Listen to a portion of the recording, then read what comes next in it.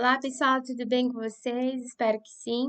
Essa é a nossa aula de número 26. Eu sou a professora Juliana Freitas e hoje nós vamos continuar fazendo, né, a análise dos contos do livro Primeiras Histórias, que é para a P3, tá bom? Então vamos lá. Então, esse é o livro. Na aula passada, se a gente fez a análise dos primeiros 11 contos, né? São 21 ao todo, então a gente já fez a análise dos 11 contos, desculpa. E aí, nessa aula agora, a gente vai fazer a análise dos outros 10, tá bom? Então, vamos lá. No livro Primeiras Histórias de Guimarães Rosa, como eu acabei de dizer, a gente fez na aula passada, até eu li o conto Espelho, que é o 11º. Então, a partir de agora, falta 10. A gente vai fazer comentários e análise sobre os outros restantes dos contos, tá bom? Então, o 12º conto é Nada e a Nossa Condição, que a temática do conto é sobre a loucura, narrado em terceira pessoa. Então, o fazendeiro tio Man Antônio, né, Man Antônio, com a morte da esposa e o casamento das filhas, sente-se envelhecido e solitário. E aí ele decide, então, vender o gado, distribuindo o dinheiro entre as filhas e os genros. A seguir, divide sua fazenda em lotes e os distribui entre os empregados, estipulando em testamento uma condição que só deveria ser revelada quando ele morresse. Quando o fato ocorre, os empregados colocam seu corpo na mesa da sala da casa grande e incendeiam a casa. A insólita cerimônia da cremação era seu último desejo. Então, é o que ele queria. Então, algumas pessoas pensam que ele tá louco, né? Porque justamente por ele ter essa questão da caridade, né? De fazer isso, de vender os seus bens, de dividir a sua terra com os seus empregados e as pessoas, né? Poderem ter um pouco ali, né? Distribuindo os seus bens ali do que ele tem. Então, essa é a temática dentro do conto, tá bom? Desculpa, gente.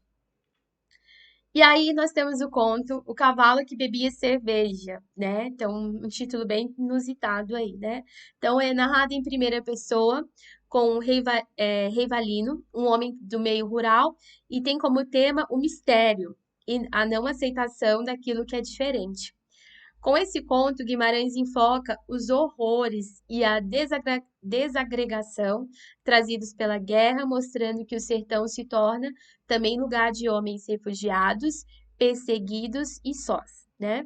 Então, Rivalino Bellamino conta a história do esquisito italiano Giovanni, ex-combatente de guerra que vivia isolado numa chácara com seus cães, entre os quais se destaca Mussolini. O narrador, seu empregado, sente aversão por este homem de estranhos hábitos. Além de não tomar banho, vive fungando e sempre pede cerveja para o cavalo. Mas quando a mãe adoece e o patrão lhe dá dinheiro para as despesas, inclusive para o funeral, Rivalino, o narrador, não supera a repugnância que sente. Um dia, uns estrangeiros chegam à cidade buscando informações sobre o homem. O narrador é chamado pelo subdelegado, seu Priscílio, para contar o que sabe sobre ele. Nesse interim, o patrão o chama para conhecer a sua casa. Não há móveis, cheira o local a local fechado. Reivalino pressente bafo de presença. Em seguida surgem comentários de que um cavaleiro saído da porteira de uma chácara. De novo, esse subdelegado vai até a chácara investigar. Quer saber que histórias seriam aquelas de um cavalo beber cerveja. Gilvânio enche a gamela com a bebida. O animal bebe tudo. Seu Priscilo retira-se, então informando por nova suspeita de Rivelino que assegura-lhe alguma outra razão devia de haver nos quartos da casa. Então, seu Priscilo retorna à chácara. Lá não encontra nada fora do normal, apenas um cavalo empalhado dentro de um quarto trancado. Então, é um conto bem interessante, né? Que vocês têm que ler, têm que ter esse contato com o texto. Eu fiz aqui um resumo até bem um pouquinho mais longo do que o outro. Então, você tem que ter esse contato com o texto para ter a sua impressão, tá bom? O conto um Moço Muito Branco fala sobre fatalidade, misticismo, terceira pessoa, né? Então, os habitantes de Cerro Frio, numa noite de 1872, esse é um dos poucos contos do Guimarães Rosa, dentro dessas primeiras histórias, que tem o tempo demarcado mesmo, né? Os outros a gente consegue ver a passagem cronológica do tempo, né? Professora, que é uma passagem cronológica, que é o tempo cronológico. Então, é quando eu falo assim, eu acordei e tomei café, depois eu saí e encontrei umas pessoas. Então, você consegue ver a progressão temporal, né? Então, aí é o tempo cronológico.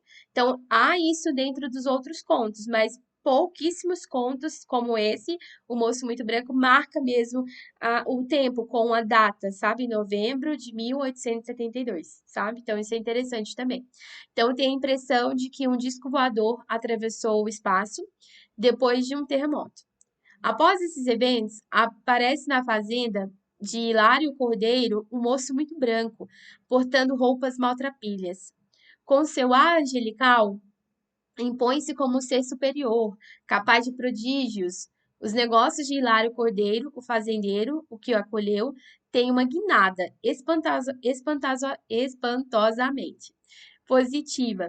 Depois de fatos igualmente miraculosos, o moço desaparece do mesmo modo que chegara. Então, é uma história aí que trabalha com essa questão do misticismo, né? Será que ele era um anjo? Será que ele era um extraterrestre? E bem interessante também. Lua de Mel, como o próprio nome já diz, né? Já dá uma ideia assim que a temática vai ser o amor, né? É narrado em primeira pessoa. Joaquim Noberto e Samaria Andresa recebem em sua fazenda um casal fugitivo, versão sertaneja de Romeu e Julieta.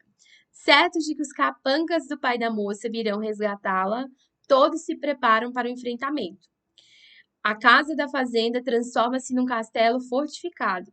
É nesse clima de tensão que se celebra o casamento dos jovens. Aqui se segue a lua de mel, que acontece em dose dupla dos noivos e do do velho casal de anfitriões, cujo amor fora reavivado com o fato. Na manhã seguinte, a expectativa se esvazia com a chegada do irmão da donzela, que propõe solução satisfatória para o caso. Nesse conto aqui também lembra que eu falei para vocês do anticlímax? Também acontece aqui. Há toda uma preparação, uma expectativa criada por parte do narrador de que vai haver um conflito, de que o pai da moça vai chegar e vai, né, desfazer aquela união, vai ou acabar matando o Romeu sertanejo, que é o Joaquim, né? Então, tudo isso é. O Joaquim, não, desculpa. O noivo, tá? O Joaquim é o velhinho que recebeu eles.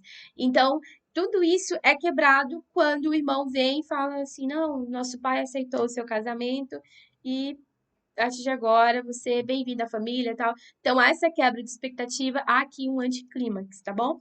Então, é um conto bem interessante, né?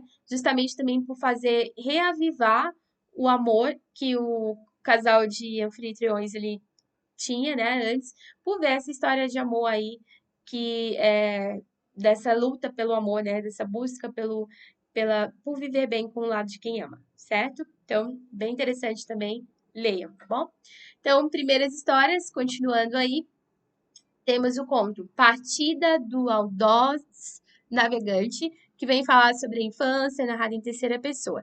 Então, 4 crianças, 3 irmãs e um primo, brincam de casa, aguardando o término da chuva. A caçula, brejeirinha, brinca com o que lhe dava mais prazer, as palavras. Olha, de novo, o Guimarães Rosa fazendo conto, falando sobre essa questão das palavras, né? Para você ver tanto que isso a gente falou também na aula passada que ele era um poliglota, que ele era um estudioso das línguas e tanto que isso fascinava ele. Tem vários contos falando sobre justamente a questão da palavra, né? Então, famigerado, né? Lembra da narrativa metalinguística, certo? Então, isso é bem importante. Desculpa de novo. Então, ela inventa uma história, história com E, né? Diferenciando história com H. Então, uma história, uma ficção, do tipo Simba, que é o marujo, que ganha novos elementos quando todos vão brincar no quintal, à beira de um riacho. Liberando sua fantasia, Brejeirinha transforma um excremento de gado no audaz navegante, colocando para navegar riacho abaixo, né? Então, temos aí uma história totalmente, né, ficcional, por isso que ele até escreveu a história com E, tá bom? Uma história bem interessante também, né? Que é a partida do audaz navegante, que na verdade era o excremento, né? Poder dar imaginação, como é interessante isso também, pessoal. Temos o conto A Benfazeja, que vem com a temática loucura. Outra questão também importante do livro.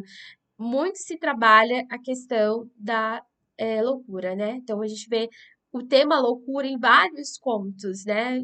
A morte também sendo ali, às vezes a morte mesmo física e tal, ou às vezes a morte não nomeada, mas ela também tá ali dentro dos contos, né? Então, a gente consegue perceber isso também. Então, na benfazeja, a mula Marmela era mulher de Mumbungo, sujeito perverso que se excitava com o sangue de suas vítimas.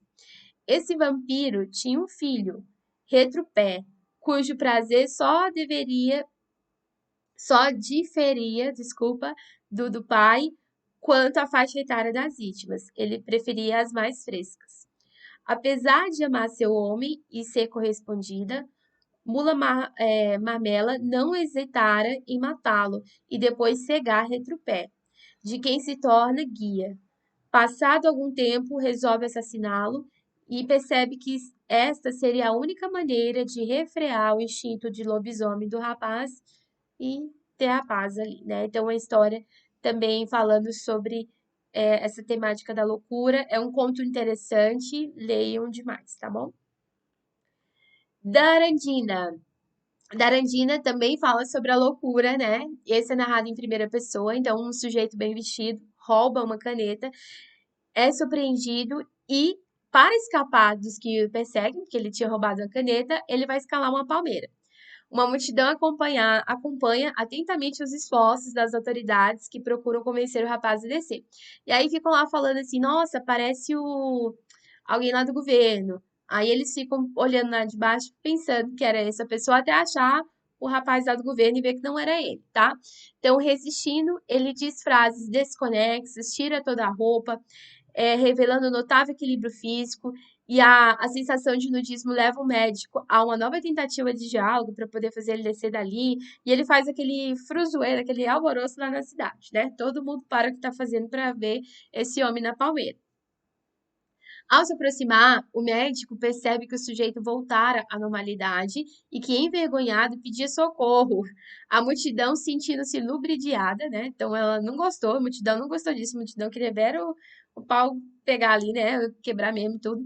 Então, não aceita essa sanidade repentina e se dispõe a linchá-lo. Então, se ele descesse, a população está querendo linchar ele lá.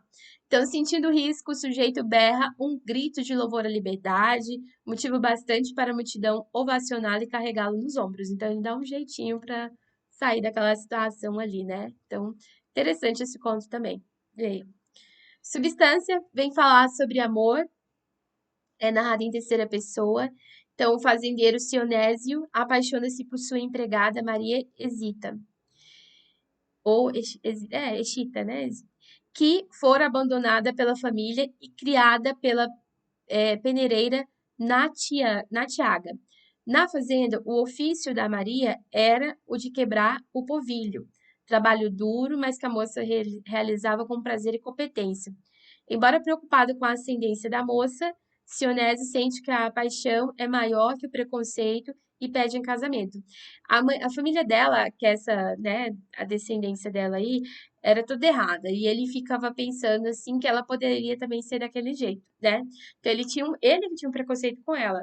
Não era porque ela era empregada, mas pela família dela ser errada, né? Pela mãe ter abandonado e não sei o quê, aquela coisa toda. Então, ele fica ali com esse pensamento, mas no final, o amor, né, supera tudo e ele pede ela em casamento e ele vence esse preconceito. Interessante também, tá bom? Tarantão, meu patrão, a temática é a loucura, primeira pessoa, narrada em primeira pessoa. Então, fazendeiro João de Barros Diniz. Robertes tem uma Roberts tem uma surpreendente explosão de vitalidade em sua velhice caduca, como se fora um Quixote.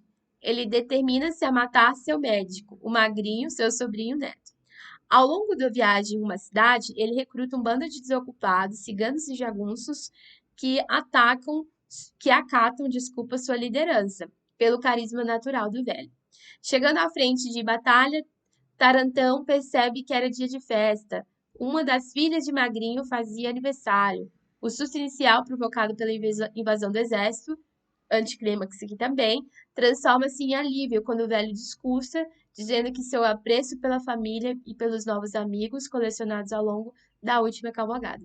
Então aqui também temos o anticlímax, né? Que estava todo sendo preparado para ir lá matar o bendito do médico e no final não é isso que acontece, né? Então quebra da expectativa aí. E aí relembra muito a história do Dom Quixote, né? Já leram Don Quixote, clássico da literatura universal. E aí, para terminar, para finalizar, o último conto do livro é o Sismos, né? Lembra que eu falei que esse conto é daquele menino da primeira história da Margem da Alegria, tá? Então, é um conto que ainda fala sobre a infância, narrado em terceira pessoa.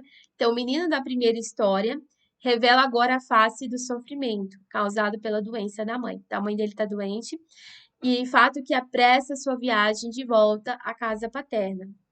Os últimos dias de férias são de preocupação, né? O menino só relaxava quando via, todas as manhãs e sempre à mesma hora, um tucano que se aproximava dos rios onde se hospedava. Então ele fica admirado. Lá no primeiro conto, A Margem da Alegria, ele ficou admirado com o peru, depois com o vagalume, né, com a questão lá da fauna, da flora ali do lugar, né, que a gente comentou na aula passada. E agora ele também só tem aqueles momentos de alívio, né, quando ele vê esse tucano, né? O tucano é um animal bem exótico, né? Tem aquele narigão dele assim, então é bem interessante essa ave.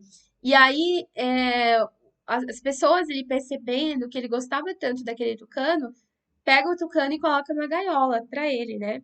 Já que ele estava nesse sofrimento, nessa angústia, porque a mãe dele estava doente.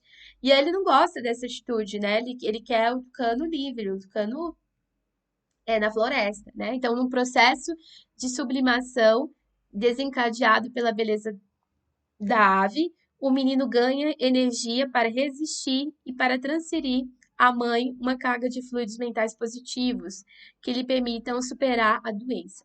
Então, quando o tio procura para comunicar a melhora da mãe, o menino experimenta momentos de êxtase, né? Pois só ele sabia do motivo da cura, né? Então, eram os bons pensamentos dele ali, né?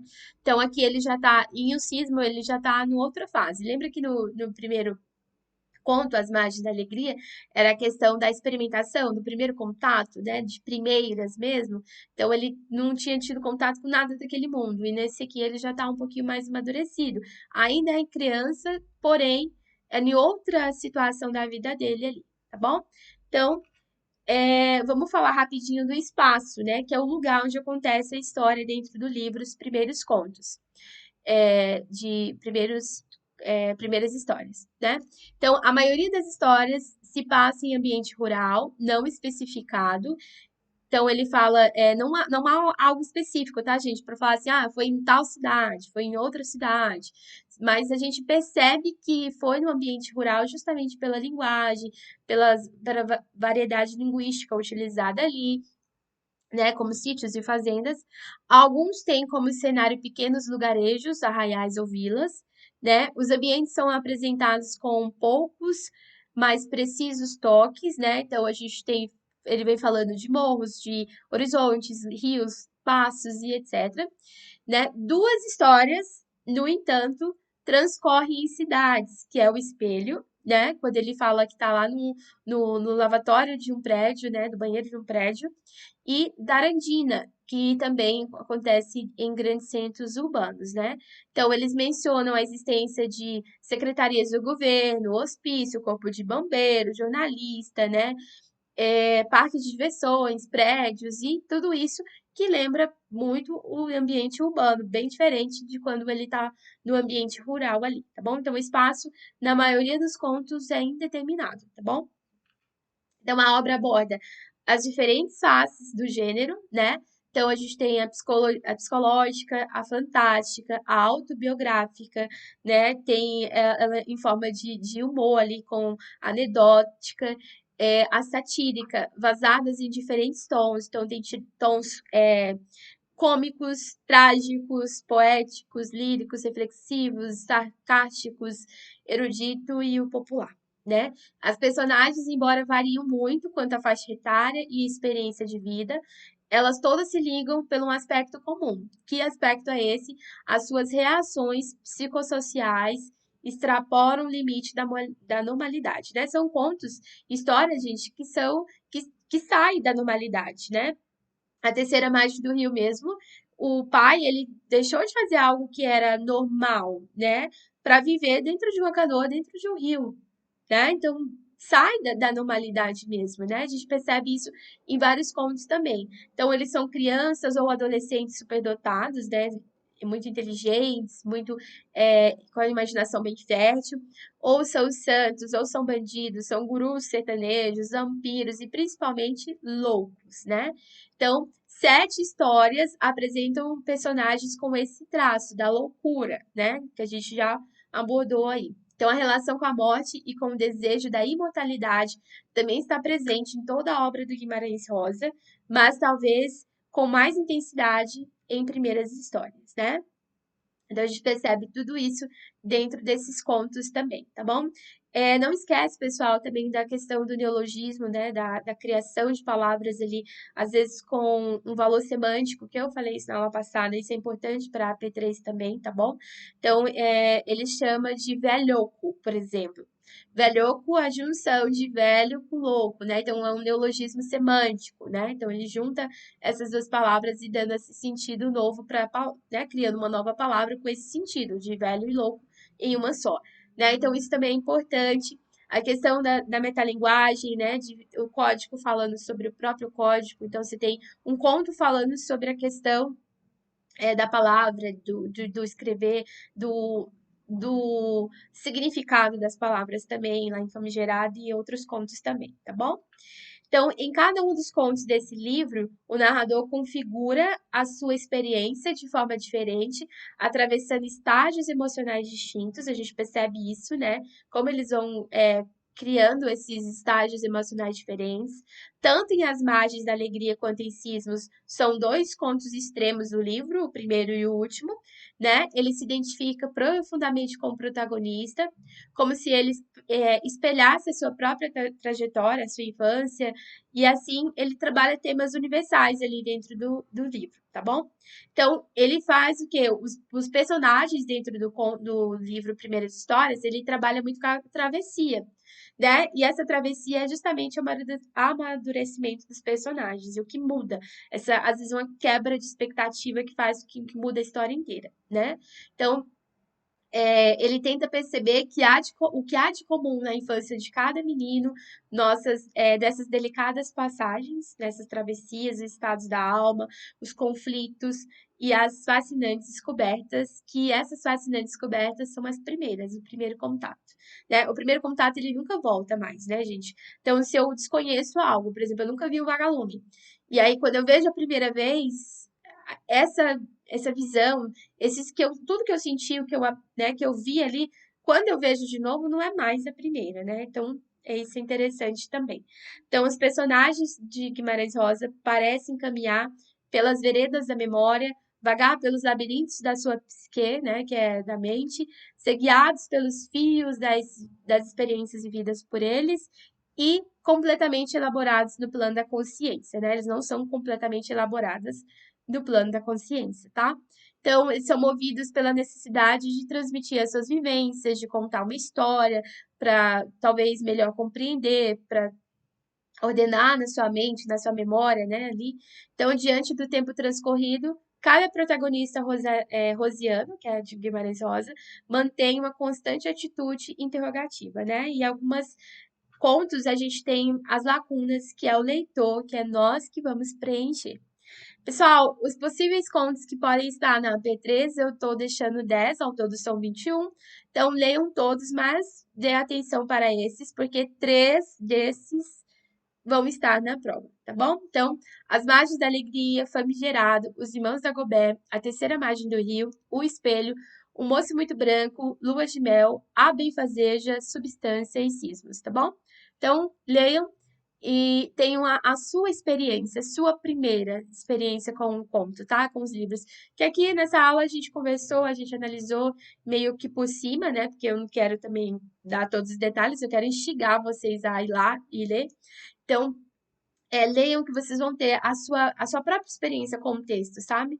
E Guimarães Rosa é fascinante, maravilhoso, tá bom, gente? Beijos e até a próxima aula.